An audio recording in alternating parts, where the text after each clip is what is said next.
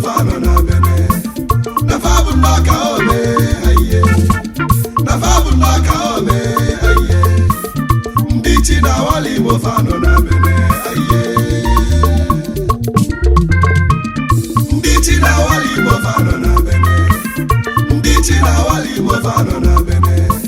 na fabu naka ome aye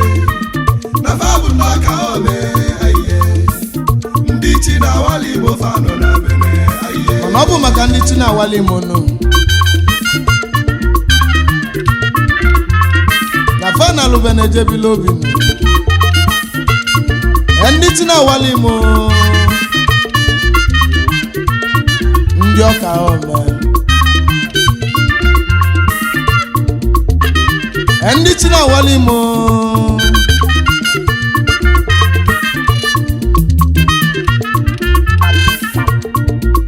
ndị chi na-arụ n'ojiji mana ọ bụ Twinstar wa mama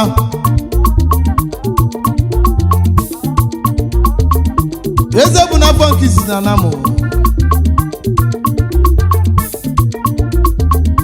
aka Sebu Anya Junior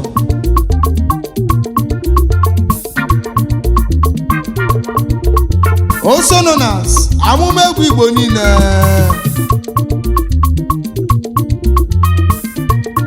mama na egwu na-atụrụ n'afọ bulu ụzọ nọ ide bulu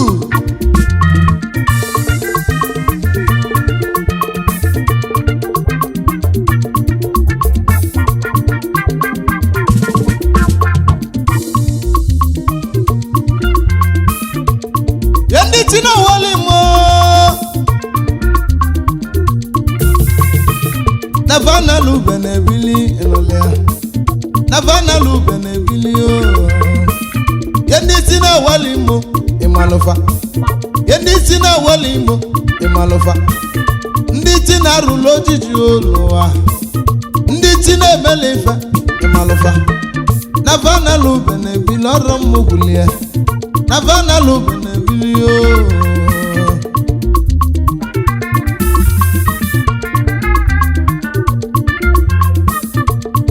ndị ti na Awalu Imo nụ fabụ ndị ọka ome fabụ ndị ọka ome n'ụwa fabụ ndị okwulu mee ịmalụfa fabụ ndị okwulu mee ịmalụfa ya bụ ife nnekwu na-egwu amamụ mana ọ bụ ndị ti na Awalu Imo nụ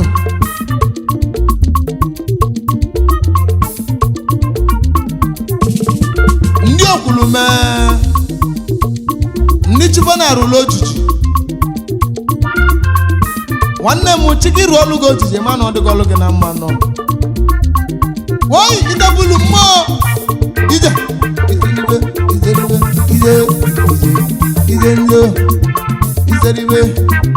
izeribe nsewa dedekele nụ nwanne m nnebe onye Prince Polinus Ogoleze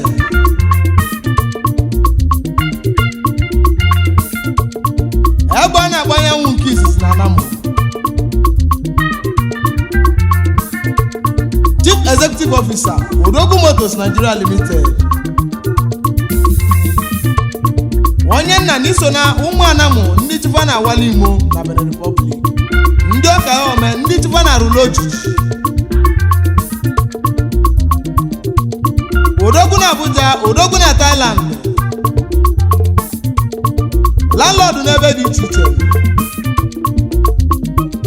mana etulu gị Igbo bụ ogbe niile Igbo bụ Anamụ maka na na-esiri okwe n'Igbo bụ nke Odogwu emi atọ nwanne m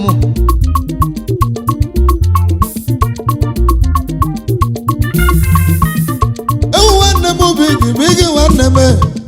onye nne gị dalụnụ n'izu bilio Prince Polinus Ogoleze Igbo bụ Anamụ niile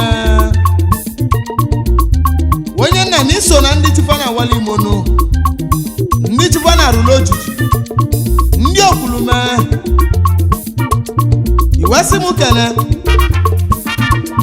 ezinne m le na afọ lọlọ ego ọdị Ogoleze si na chumu nwanyị ewu abụ ụlọ ọmụmụ abụ m ụlọ ọmụmụ abụ m ụlọ ọmụmụ na-ekene me abụ m ụlọ ọmụmụ na-ekene me ezinne na ịmalụ omenụ ezinne na ịmụlụ ọfụma nwa ihe one n'ụwazi kene nwa ihe one n'ụwazi kene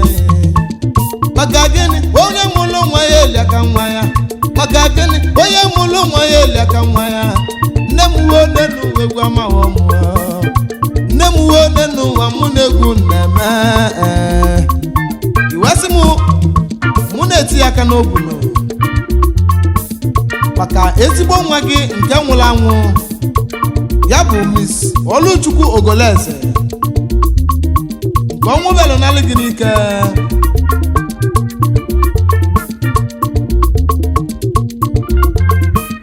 abamụlọ ọmụmụ gị ndala nwa abamụlọ ọmụmụ gị ndala nwa maka gịnị anyị amagbu obodo ebe Chukwu maka gịnị anyị amagbu obodo ebe Chukwu anyị amagbu obodo ekwe n'ube Chukwu Odogwu na Abuja si m ngwa gị dala akwa ezi nne nọ maka na ife mere onye dị chie mma ije njewa delibe sewa delibe ije njewa ndị chi na Awalu Imo fanọ na bene ndị chi na Awalu Imo fanọ na bene na fabụ nnọka ome aye na fabụ nnọka ome aye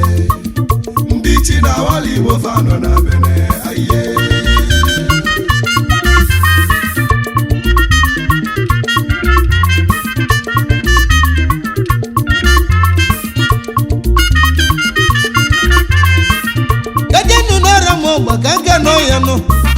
kajenu n'ọra m ọgba ka nke n'ọya nụ nwoke nwachi gbolo odogwu eke n'ọnụ nwoke nwachi gbolo odogwu nwa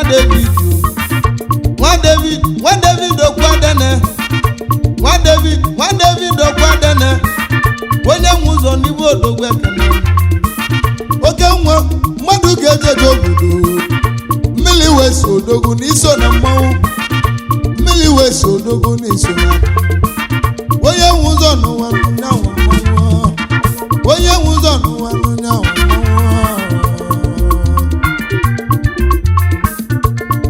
Odogwu nyere m otiti iso na ndị Chukwu na Awalu Imo nụ sa Igwelu David Okwadene onye nwe ụzọ nwe mmanwụ irufa nke izizi na Anamụ mmiri West na mekene mmili wesi odogwu mekene mmili wesi odogwu n'isi obilio mmili wesi odogwu n'isi obilio nwoke nwa mmadụ ga-ejeje obodo mmili wesi odogwu n'izulu ka eme a na-ekwuro mmadụ na nkịta ọrọ mmụkwulie aka na eme ọgọ na alụ nga ebiakene wejite ntị m ọgọ odogwu mekene gị nụ aka na eme ọgọ na alụ n'isi obilio aka nne m ọgọ na alụ n'isi obili onye ọrịa m etiti mmadụ ga-ejeje obodo onye ọrịa m obodo ogwu na iso na mmanwụ anyị malịa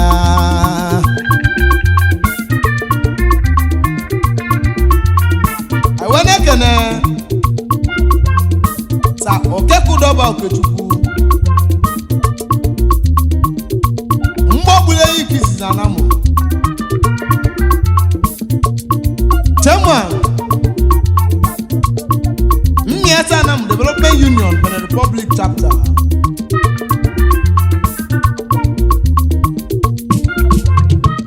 onye nna m ekele onye nna m ekele na mụ egwu ya Okekudọba Okechukwu mgbagbule enyi nneka gị na-azalụti gị mgbagbule enyi nneka gị na-azalụti gị onye mmeta obodo eze megana onye mmisiti mmadụ ga-eji kalịsịa n'ụwa nwanne mmadụ ịnụgo n'ọbụrụ ya nwanne mmadụ ịnụgo n'ọbụrụ ya ibe na-ese n'ụwa nwanna dana ibe na-ese n'ụwa nwanna dana inelu anya ọfụma n'ụwa ka na-ekwu n'ụwa nwanne ozu n'ụwa nya na-awụ n'ozu arụ nwanne ozu n'ụwa anya na-awụ n'ozu arụ aiwene kene onye buchi ekwensu aka Friday at Law Chief Executive Officer Royal Collection Fashion Boutique based in Port Novo, Benin Republic. Chairman UPU Umezanam.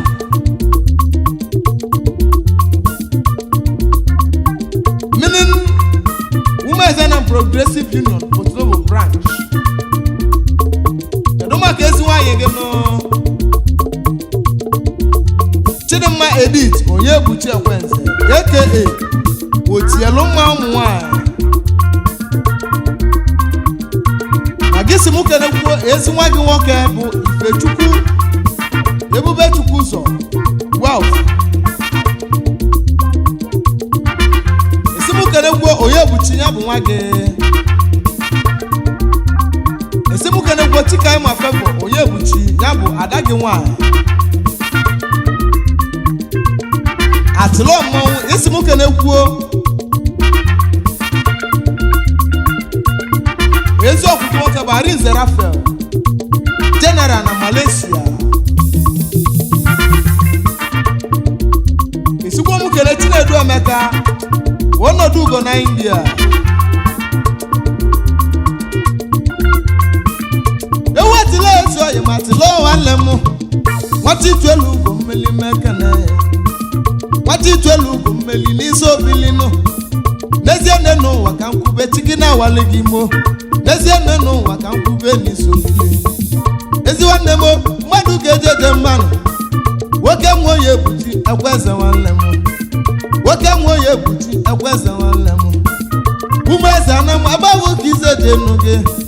nwata ituelu ugo mmeli mekene yo nwata ituelu ugo mụ na egwu na-eme nwata ituelu ugo mmeli mụ na egwu na-eme. Ndị chi na-awali Igbo fanọ na Bene ndị chi na-awali Igbo fanọ na Bene na fabụ nnọka ome aye na fabụ nnọka ome aye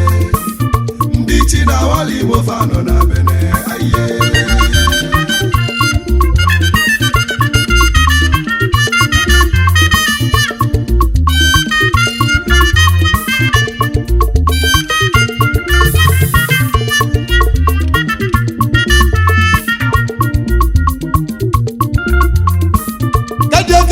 Soye moya moya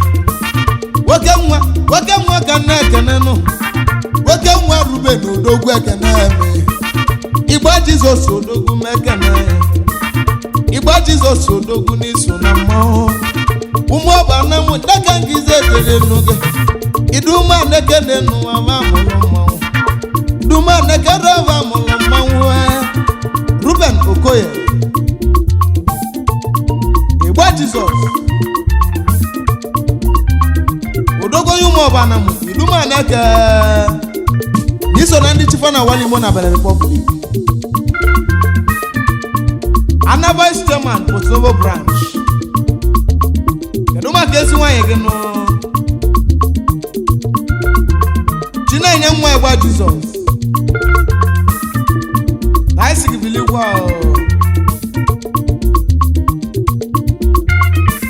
kajeke n'enu nwanne m ya bụ ya kajeke n'enu nwanne m ya bụ ya asalem wile bụ na mụ asalem wile bụ na mụ nwoke m wile bụ na mụ nwa ahụ asa nwoke m webigo Odogwu megene asalem bosma ezigbo nwata nwanne onye atọ na mụ bụ obses ndị mụlụ atakwa agbakara mmị ata na mụ kajeke n'enu nwanne m asalem Bosman neka gị na-azai Bosman neka gị na-azai nwanne m ode n'ụwa ka ebu nwanne m neka gị bụ abụọ ma nwanne ozu n'ụwa n'igwe onye na-awụ ozu arụ nwanne ozu n'ụwa n'igwe onye na-awụ ozu arụ ebe ị gị nwanne m n'ụwa ekene me aka nne m oge n'ụgọ m ekene ihe aka nne m ọgụ odogwu na-esi obili chukwu ode n'ụwa ka nne kwugozie yi idebedebe nne n'ụwa ka ị nọdụ mma ịnaba nne n'ụwa ka ị nọdụ mma o Anselm Bosman ezi nwanne m eze ọmọgọ na mụ na egwu na-emekwanụ kedu maka ezigbote nwanne gị ya bụ ọya chọna mụ bọbses ndị mụrụ ọtakwa agbaka ndị ọya bụrụ ọmalị na-aga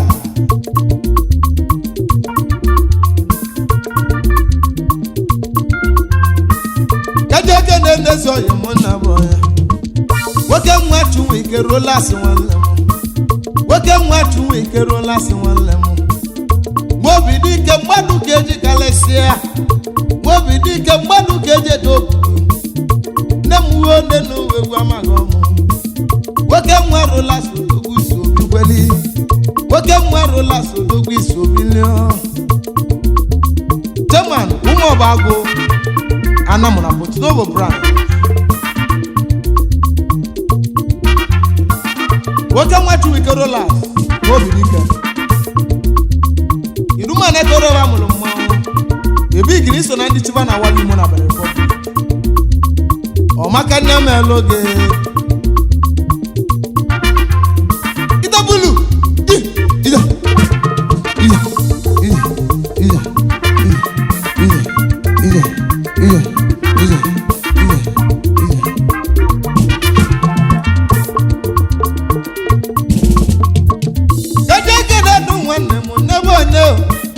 nwoke nwa loyo odogwu nwa beze nwanne m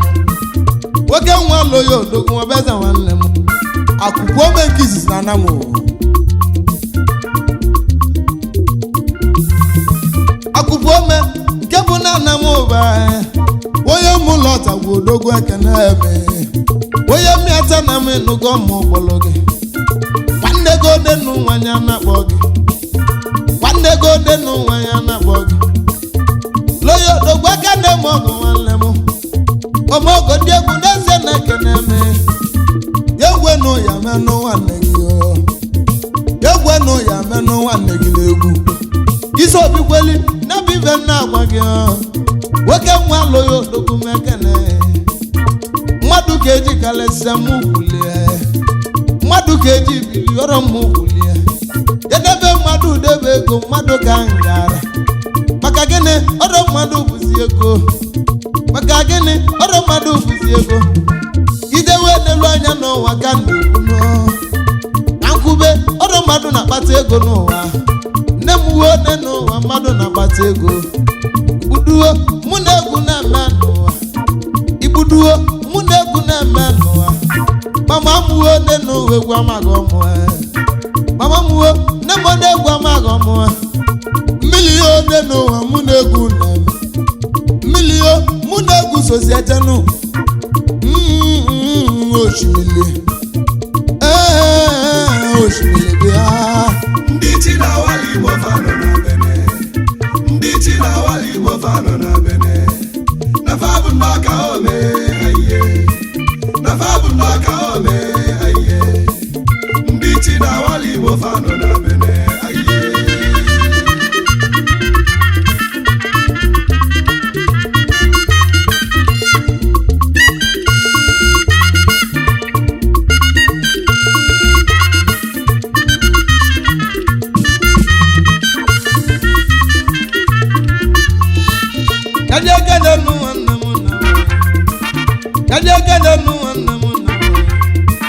nwoke nwa Sunday nwanne m nwoke nwa Sunday nwanne m Sunday odogwu Sunday nwanne m Sunday agwọbọ mmadụ ga-eji edo Sunday odogwu mmadụ ga-eji kalesịa nwoke nwa Sunday odogwu na anụga na-agwụ nwoke nwa Sunday odogwu Sonipa inwere obi sale Sonipa inwere obi nwanne ibe ngwalu Sunday odogwu Sunday nwanne m gbado egwu anya nebe egwu na-abịa gbado egwu anya nebe egwu na-abịa nwoke nwa Sunday odogwu megene onye mụlọ ọtagwu odogwu egene onye mụlọ ọtagwu odogwu ezi nwanne m nwanne ozu na-awa ozu arụ n'uwe egwu amado Sunday odogwu nke si mụ kene nwanne nwoke nwa zuko odogwu Igbo light yo na nke si mụ kene kwuo lọọ akọ odogwu na India ewe mụ na-ekene Emeka Okonkwo eti abaghị ego one ọfụmụ ene na ụmụdọrọ anam former chairman njikọ ka ụmụdọrọ anam present chairman ụmụdọrọ anam na Benin Republic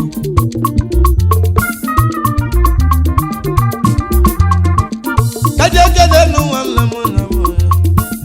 nwoke nwa na bebe gogo gwọ eti aba onye n'ụwa ka ọ na-azanụ eti aba ihe egodogwu eti aba ihe egodogwu onye ụmụdọrọ odogwu megene onye ụmụdọrọ odogwu n'isi obili ezi nwanne m odaje tina awali imo ezi nwanne m odaje na tina awali imo mmadụ ole n'ụwa ka eji kalesịa mmadụ ole n'ụwa ka eji ede mmadụ mama m ole n'ụwa egwu ama m nne m ole n'ụwa egwu malụ m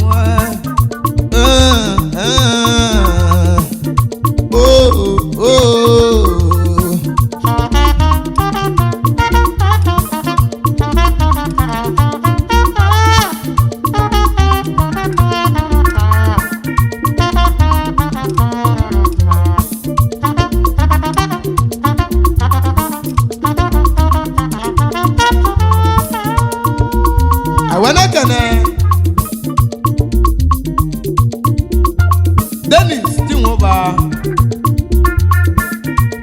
Idenkoma Odogolu mo ba agwa na m nwoke nwa Dennis Odogwu Tinwoba Dennis Odogwu mmadụ ka eje do nwa Tinwoba mmadụ ka eje do nwa Tinwoba mmadụ ka eje kalesịa nwoke nwa dịka Odogwu mekene deko nwere obi sale dalụ deko nwere obi sale dalụ duma nekorowa mụrụ mmanwụ duma nekorowa mụrụ odogwu ma ndị mụlụ odogwu ba na-adịrọ nkenke ma ndị mụlụ obi nụgọbe na-ebero mpe nne m uwe one n'uwe egwu kụziri mmie nne m uwe one n'uwe egwu melụ mmalụ deko nwanne m nwoke nwa dị nko inugo mekene Twinstar nwa mama na mekene nwoke nwa dị bụ odogwu n'isi obiyo ezi nwanne m iso na ndị chifa na awali Imo iso na ndị chifa na awali Imo denko kaji ekele n'ụwa nna m na nwoke nwa gesi na odogwu mekene gesi na odogwu nwoji akọ n'isi obili wajako udo aka wanda yeke na aza megene wanda yeke na aza gene nege umodi enwele meze tiba numodi enwele meze chikize eje treasurer Anam Progressive Union Benin Republic branch ezi wande bogi da lu megene wana asimu kenelo ge ifoma ngesi no jako na bu ezi nwanyi aja na ekene gogo isikwo mu kele nna Emeka Chikelo son aka Sonny MC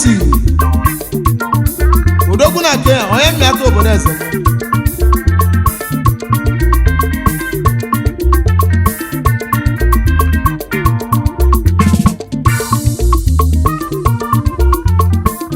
ndị chi na Awalu Imo fano na Benin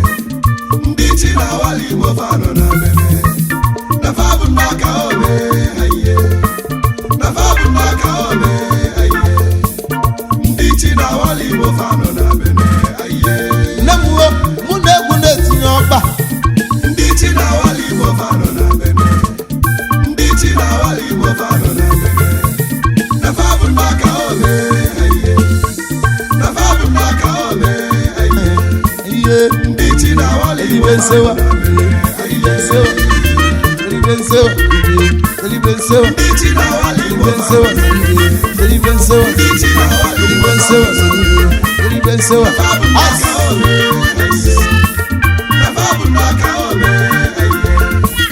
ndị chi na awali Igbo fanọ na